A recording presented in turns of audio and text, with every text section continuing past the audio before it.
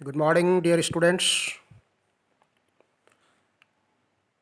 आज का जो क्लास स्टार्ट होगा वो सबसे ज़्यादा इम्पोर्टेंट है और वो है बेसिक प्रॉपर्टीज़ ऑफ चार्ज।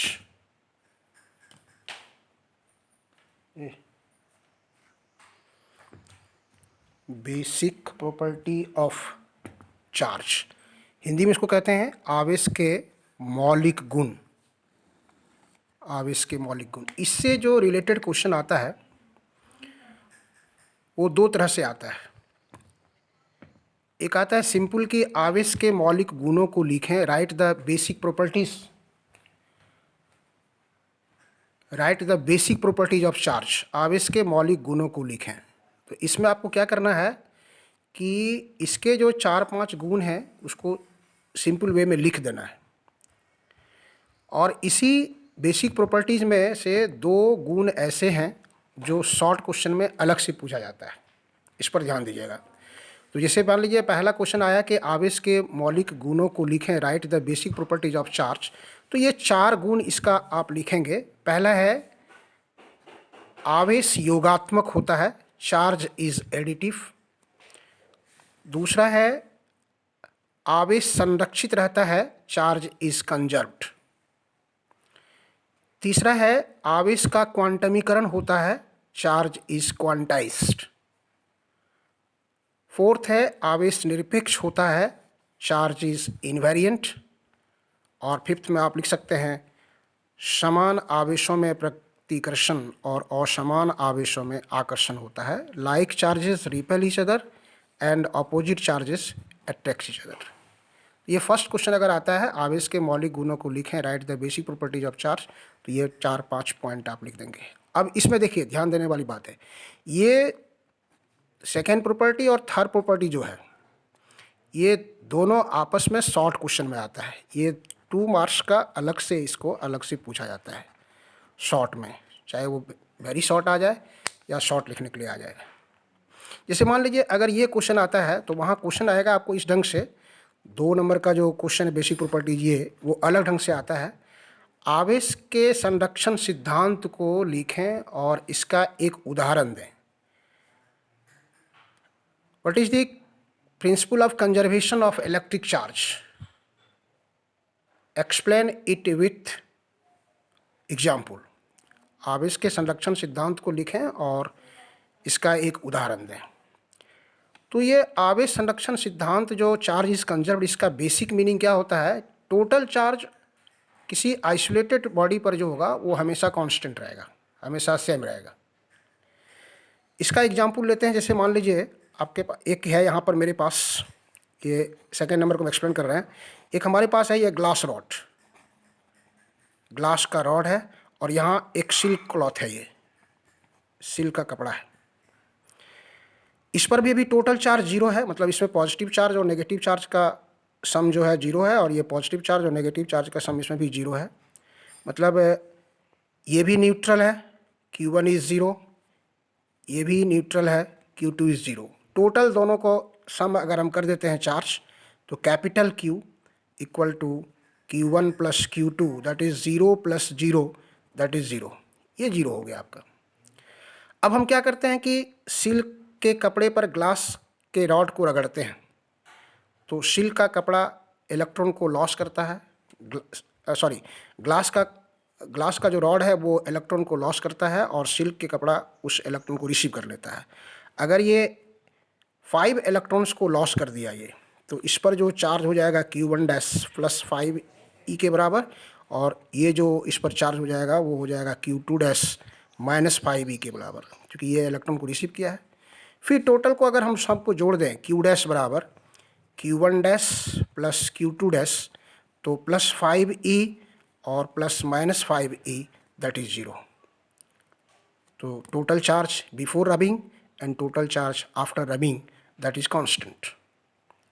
इससे ये हमारा प्रूफ होता है कि charge is conserved. Second example आप दे सकते हैं, जैसे कि मान लीजिए एक यूरेनियम है, यूरेनियम का एटॉमिक नंबर है 92 और 238 इसका मास नंबर है। इससे एक अल्फ़ा कण डीके करता है, यहाँ से एक अल्फ़ा पार्टिकल यहाँ से डीके करता है। Alpha particle is helium atom, you know it, helium atom है ये। तो थोरियम बनता है, थोरियम का एटॉमिक नंबर 90 है और ये 234 इसका मास नंबर है, और यहाँ से हीलियम आपका आ जाता है 2 एटॉमिक नंबर और 4 मास नंबर। तो घर्ष माने डीके के पूर्व, मतलब अल्फा का जो डीके हो रहा है उसके पूर्व में टोटल चार्ज जो यूरेनियम का था, वो यूरेनियम का था +92 इलेक्ट्रॉन के बराबर, इसके न्यूक्लियस का जो चार्ज। अब इससे जब अल्फा पार्टिकल डीके कर गया तो बन गया आपका थोरियम। थोरियम का आ गया, ये आफ्टर डीके हम का चर्चा कर रहे हैं, इसको हम लोग आफ्टर डीके कर रहे हैं। आफ्टर डीके थोरियम का जो न्यूक्लियस आया उसमें आ गया +90 ई, इलेक्ट्रॉन के चार्ज बराबर है, और हीलियम का आ गया +2 ई। दोनों को सम कर देंगे, दैट इज़ +92 ई। इसलिए अल्फा डीके के पूर्व यूरेनियम के न्यूक्लियस का टोटल चार्ज, और अल्फा डीके के बाद थोरियम और हीलियम के न्यूक्लियस का टोटल चार्ज सेम है, हेंस चार्ज इज कंजर्व्ड। इससे स्पष्ट है कि आवेश जो है वो संरक्षित रहता है। तो आप इसका लिख सकते हैं और फिर एक उदाहरण इसमें से जो आपको इच्छा हो एक दे सकते हैं। Next come to question number, short question जो है वो तीसरा प्रॉपर्टी जो है आवेश का क्वांटमीकरण। ये भी अलग से क्वेश्चन आता है। आवेश के क्वांटमीकरण से आप क्या समझते हैं? What do mean by quantization of charge? Quantization of charge क्या है, इसका क्वांटमीकरण से आप क्या समझते हैं? तो आवेश के क्वांटमीकरण का विशेष मीनिंग जो है उसको समझने का अर्थ है कि जब आप पहले समझ लीजिए, जैसे कि मान लीजिए ये ए है और ये बी है, ए को बी के साथ आप घर्षण कर रहे हैं, तो ए अगर इलेक्ट्रॉन लॉस करेगा, तो जब भी इलेक्ट्रॉन लॉस करेगा तो वो इंटीजर में लॉस करेगा, मतलब होल नंबर में लॉस करेगा। 1 इलेक्ट्रॉन, 2 इलेक्ट्रॉन, 3 इलेक्ट्रॉन, 4 इलेक्ट्रॉन, इस तरह से लॉस करेगा वो। तो इलेक्ट्रॉन लॉस करेगा तो +1 इलेक्ट्रॉन के बाद चार्ज होगा, इस पर भी प्लस आएगा, इस पर भी प्लस आएगा, इस पर भी प्लस आएगा। दूसरे बॉडी जो इसको रिसीव करेगा उस पर हो जाएगा -E, -2E, -3E, -4E। इसलिए हम लोग संक्षेप में इसको कह सकते हैं Q = ±NE। Quantization of charge जो होगा वो मतलब क्या हुआ, किसी आवेशित वस्तु पर आवेश का जो परिमाण होगा वो हमेशा इलेक्ट्रॉन के आवेश का पूर्ण गुणज होता है। पूर्ण गुणज का मतलब n बराबर हो गया आपको यहाँ पे 1, 2, 3, 4, इस तरह से पूर्ण संख्या उस पर होगी। अगर कोई बॉडी 5 इलेक्ट्रॉन को लॉस करता है तो उस पर +5 इलेक्ट्रॉन के बराबर चार्ज आएगा। दूसरे अगर उस 5 को रिसीव करता है तो उस पर -5 इलेक्ट्रॉन के बराबर होगा।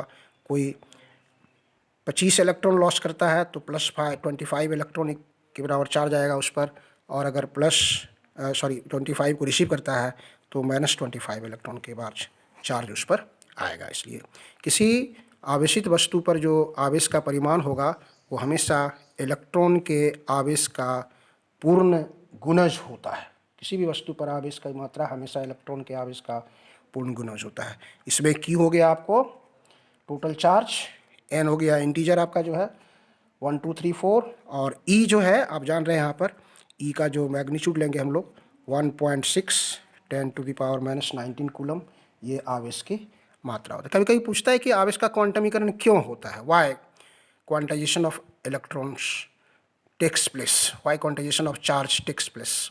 तो इसमें ध्यान देने वाली बात है कि रगड़ने के पूर्व इलेक्ट्रॉन का ट्रांसफ़र जो होगा वो फ्रैक्शन में नहीं होगा, वो हमेशा पूर्ण संख्या में आवेश का आ जाता है। इसमें एक आध न्यूमेरिकल्स छोटा छोटा चला आता है।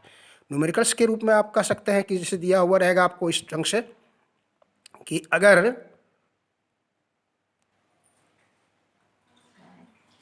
जैसे दिया Q = Ne ± Ne का फॉर्मूला जो आवेश के क्वांटमीकरण का है, इसमें 2 तरह का प्रॉब्लम्स आता है।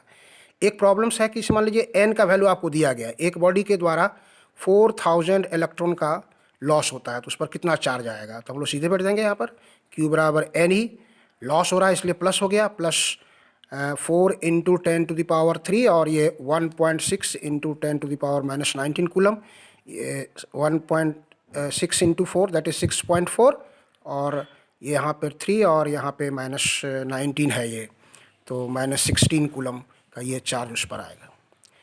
एक एन दिया हुआ रहेगा। दूसरा होगा क्या, आपको इसी की क्यू ही दिया हुआ है, दिया हुआ है किसी बॉडी पर 9.6 इंटू 10⁻⁻10 कूलम का चार्ज है, तो कितने इलेक्ट्रॉन को ये लॉस किया हो करने से उत्पन्न हुआ होगा। तो हम लोग यहाँ पर n निकाल देंगे, n बराबर Q/E, मतलब 9.6 10⁻⁻10 कूलम बाय 1.6 और 10⁻⁻19 कूलम, ये कैंसिल हो गया, 6 आ गया यहाँ से, और ये हो गया 10⁻⁻10 प्लस 19, मतलब 6 इंटू 10⁻9, 6 से इंटू 10⁻9, इतना इलेक्ट्रॉन का वो लॉस किया होगा।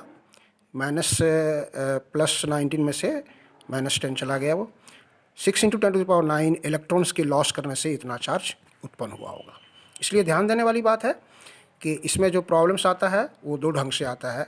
एन दिया हुआ रहेगा, क्यू निकालने के लिए, जनरली ऑब्जेक्टिव क्वेश्चन के रूप में इसको आजकल डील किया जाता है। तीसरा जो प्रॉपर्टी है इसका हम लोगों का, नेक्स्ट जो हम लोग देखे अभी, पहला हो गया आवेश योगात्मक होता है, दूसरा हो गया आवेश संरक्षित रहता है, तीसरा हो गया आवेश का क्वांटमीकरण होता है, फोर्थ जो है, फोर्थ वो है आवेश निरपेक्ष होता है। आवेश निरपेक्ष होता है मतलब charge is invariant.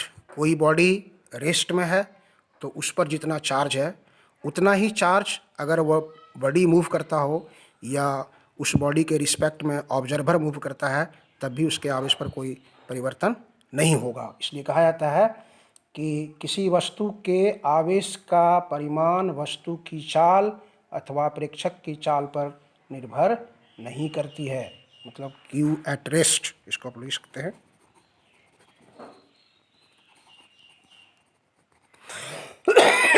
Q at rest is equal to Q in motion. Q rest.